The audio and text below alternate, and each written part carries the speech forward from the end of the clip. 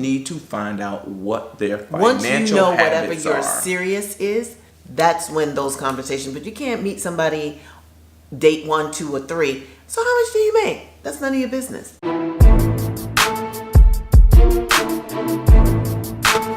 All right, ladies and gentlemen. Can I get a little bit of room right here? You can get move your butt over a little bit. All right, we're back. Brand new episode. Look at this. Where's your shirt? I got Wu-Tang forever. No, we're not Wu-Tang. giving Wu-Tang no advertisement. It's After I Do Forever. I know RZA, so I don't Okay, mind. I know people too. Well, I really don't know him. But now you're changing it. All right, it's your man Royale Watkins, is world famous. And I'm wife. And we're back with another episode of Say It With Us. After I Do. Oh, I can't wait till we have a jingle. I'm a singer, you're not. You have to let me. Please. I'm a lead singer. You're a background vocalist. No, Watch. After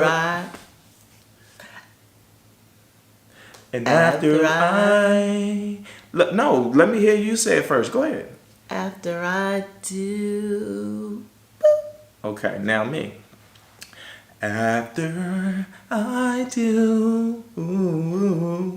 Okay, at any rate, neither one of us are singers. So, neither. But if you sing send us a jingle. Send us an After I Do but jingle. We also need a release. But we also need a copyright release. That's right. We're going to try to sue us. You're going to be slick. Right. Don't. You send us that jingle and we use it for 100 episodes and then we get an invoice for $100,000. No.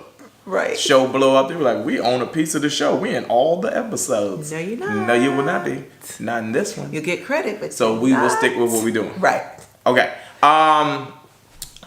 Excited to be back. Always, if you haven't already, subscribe to the channel. Hit the like, share. Thank you. Tell a friend about After I Do. We are starting to grow. A lot of comments come in, a lot of chitter chatter, a lot of people talking. Chitter chatter. And that's what it's about. We want to grow. I'm a good hype person. You are not a good hype person. You are a good dirty talker at nighter. I am a good hype person. When things heat up, you are a good dirty talker. But hyper, like you look at you now. That's not a good hype person. No, let's not do that. Let's not do that then. All right, this episode we want to talk about finances because we got an inbox question, and April and I have been through some financial issues. If we know anything about financial hiccups, trust me, we know that. Yes. So I don't know if I want to get to the specific question because I don't want to put nobody on blast. But basically, what we want to talk about is when you have a significant other who is not fiscally responsible, and they are causing hiccups in the relationship when you're trying to build something financial. If you're trying to save and purchase a house, which is usually the big purchase for most couples, right? If you have somebody who is constantly screwing up their money and now, right, you got to cover for them, like how do you address that in a marriage and relationship?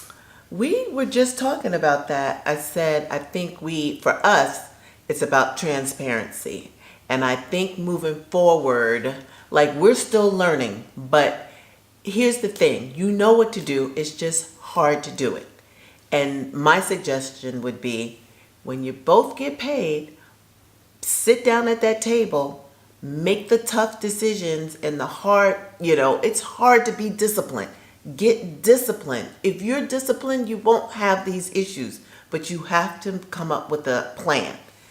Paycheck, together, this for this savings, this for that, this for this is what is left for spending. And that's it. If you did that, you wouldn't have a problem, but you don't because you're trying to give that person, because they're grown, financial freedom because they did make the money to do the right thing. And if they're not doing the right thing time after time after time, and you're not hitting your targets, which is save $500 for this, $200 for that, and they're spending their money, and your money is going to your targets, but now you got to take a piece of yours to cover whatever they were supposed to be saving or paying for. That's unfair. So I just told Royale that moving forward, anything that I do and what he does, we need to come together because we spend way too much money. Well, not me. Royale, Royce, and Ross spend too much money eating out. I'm not here and they eat out. And I know it's fun to go out and eat, but guess what? At the end of the day, the bottom line is shrinking and shrinking and shrinking. $50 here, $150 there, $75. I'm talking fast foods. They're not even sitting down. It's Postmates. It's Royale picking up. We spend. I'm going to do the math, and it's probably really going to hurt my heart. But I need to do a 6 months analysis on food, takeout food, and let Royale see where we are, because I think it's so easy for him. Oh, I'm gonna pick up this and I'm gonna pick up that. I'm not a picker upper. But no, it's lifestyle. This becomes lifestyle. You, because of what you're doing for work, you're on sets 10, 12, 14, 15 hours a day. When you're on a television or a movie set, craft services, the studios, Right. nobody wants you. Hold on, let me finish. They set up a system so that you don't have to leave. So everything you want, In-N-Out burgers, Starbucks coffee, whatever, all of the beignets, whatever, all of that stuff is bought to you guys to keep you happy, to keep you working. And so you're not out here in the workforce like I am, taking meetings 2 and 3 times a week where you have to be social. In this business of entertainment, most of it's built around lunches, breakfast, talking to people. And so for me, I have to be social in that way in a business setting. So it creates a scenario where I have to spend money to go out and eat. I get now that's that. a different situation from the boys with Postmate this, Postmate that. I didn't even get to that. All I'm talking about is personal.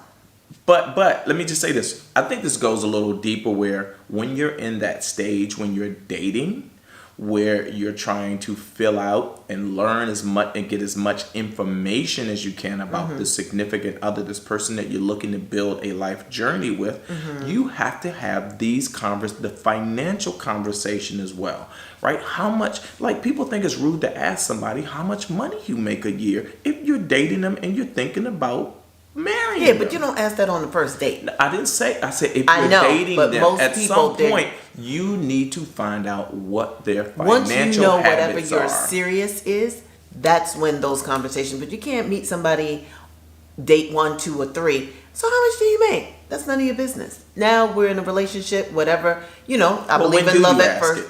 When you know that you guys have sat down and talked about, I'm only seeing you.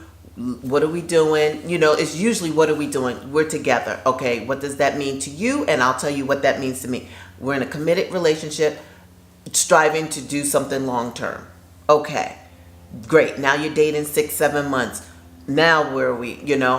I'm thinking about, we need to just go ahead and do this. We want to either move in, or do you want to maybe think about buying a house? And then I guess you guys would be thinking about marriage or not. But if you're thinking about being together and finding somewhere to stay together, maybe that's when. Until you move in, or until there is a plan that we're engaged now, or whatever, something big to Yeah, I don't think signify. you should be waiting till you engaged to be finding out how much somebody makes a year. You never asked me how much I made a year. You just knew I made a decent amount of money. Yeah, but if you know that it's going long term, that's when you ask. You can't ask while you're casually dating, seeing other people. Once you're committed in a relationship. We established that. But at some point, because this particular conversation is about fiscal responsibility and being in a marriage with somebody, like, people have gambling problems. You messing with somebody and they all gambling and doing stuff that, again, hurts the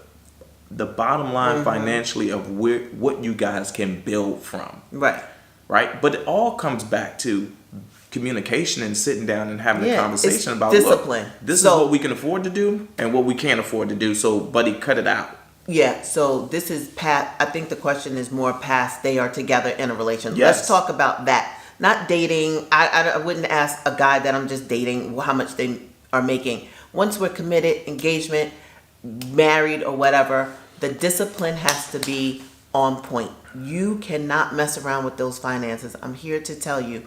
You will do a disservice to yourself. You have to it's going to hurt. But if the goal is to get a house, then it has to hurt for a minute. You have to save the money.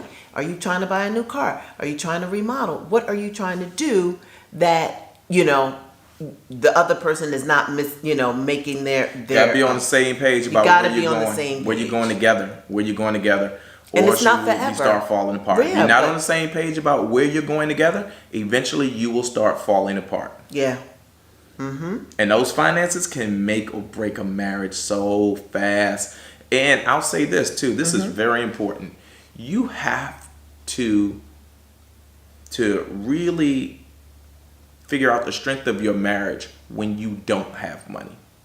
Because April and I go through money. How we make money is so cyclical that we have to literally learn how to survive Yep. for 3-4 months at a time Yep. with basic money coming in and not big checks money. The way my money come in, I'll go for months with nothing, and then I get a huge ass check, and then we'll pay off everything, and I think, oh, I'm rich, and go buy something else, and then be right back. And so we get into this cycle of it's this not easy for perpetual us. cycle of money, no money, money kind of money. But when you have 3 young men that you provide for, and then you want to provide them with the best education you can afford, you want to make sure that you travel as a family, you want to do all of these Yeah. things, and you don't have a finite budget system, which we've never had. We've kind of loosely had a system, or well, what are we doing this, but not on paper and looking at it line by. I can't live line item. I can't live a line item life. April's a little bit more detailed in that way. I need things to be just a little looser so I can enjoy the experience a little bit more. But I have to rein I him will in. say that, sometimes you need to really batten down the Gotta. hatches, or you'll Royale will be end up like- you'll end up in a space where you have to cover some things, and you look in your account, you go, there's nothing in here. And I'm not That's even not being funny. funny. I know. There's nothing on the way. Let me tell you something. This is so real. I didn't even tell you this yet. Oh, I'll say this Lord. on camera. I'm looking through my account. I'm like, all right, I got to pay mortgage next month. Pull money from here, pull money from here, pull money from here. And I'm like, damn, my money running low. I need some extra money. Got to buy a ticket to go to New York. My niece, who I gave money to fly out here to California, I got a PayPal notification a Cash App notification for $200. I was like, where am I getting $200? I got nervous. My niece sent me the $200 back, saying, Uncle, I'm sorry, I'm not going to be able to make the trip this summer. So here's your money back that you gave me for the ticket. Now that's a sweet young Now, do you lady. know how sad and happy I was at the same time? I was so sad for my niece and so happy for my $200 coming back. Do you know how many nieces and nephews you would never... My niece That's just went honorable. to a whole nother level in my life. I said, She's niece, a sweet- I said, I got some money coming from some project soon. When that money come in, I'm going to fly. Your uncle going to fly you to California. I felt like I got a loan from my niece. That was my money. That's a sweet young lady. What? Because she could have kept it. She could have, but I was like, there's a God. There's a money God. Right. That new $200 came to me. I was like, That's what so a blessing. Sweet. What a beautiful blessing that was. So my point is, have the conversations. If you're in a relationship with somebody who is financially immature, because all people aren't irresponsible. Some people just don't understand how money works. Yeah. And we have to learn. And as specifically in our culture, I know my parents never taught me about money. Me either. We don't have money conversations with people. It's considered to be so taboo to ask people about money and how, but we got to get past that. We have to understand better as a community and as a culture how our money should. We don't even keep the money in our circle. Right. As soon as we go get it, we go give it to other people. But that's a whole nother conversation. Whole nother. We want to talk about in these marriages, you got to sit down and have real hard conversations about where the money's going, why the money's going there, partnerships. and how we're going to stop Everybody it from doesn't going get places married. that Yeah. it does not go. Right. All right? You just do. You have to buckle down and have the hard conversation. The hard conversation leads to a better lifestyle. Absolutely. Seriously. Absolutely. It's gonna hurt and you're gonna be mad and my money and I can't do that. But if you got goals, don't you want the thing that you're striving for? You gotta get it. And the only way to get it is to buckle down. Buckle down. It's Buckle not down and build forever. it together. Right. And save. Instead of going out, whatever you're spending money, I think everybody should have spending money. Just keep your spending money and let that stack up and make yourself feel like you're rich. And 6 months later, you have a whole lot of money versus spending every dime every time you get it. That's my 2 cents. Well, your 2 cents just worth $1 on this one right here. Thank you. I'll take it. Give me 2 more cents. We had $2. Okay, so that's this episode. We talk about financial fiscal responsibility within your relationships and marriages. Trust me and April have been through it, so we've grown a whole lot. If you have some advice, you have a comment you want to leave, please leave it in the comment section. Make sure you like the video, subscribe to the channel if you're not subscribed, and hit that share button and let a friend know to tell a friend about April and Royale. Oh, that was you. Which boop was that? That was the subscribe button. Okay, good, because I got a boop for you later. See if that works. Okay. Okay, well, you won't get a boot set. All right, y'all. It's after I do. We'll catch you on the next episode. We out. Bye. You supposed to say? I say goodnight, Florida. Bye. Because it might not be nighttime. So I say goodbye. Goodbye. Say goodbye. And just call me April. You No, don't have to call me Florida. I like Florida. Okay, but that's somebody I just want to be else's. your James Evans. Bye, y'all. Okay, bye. Mwah.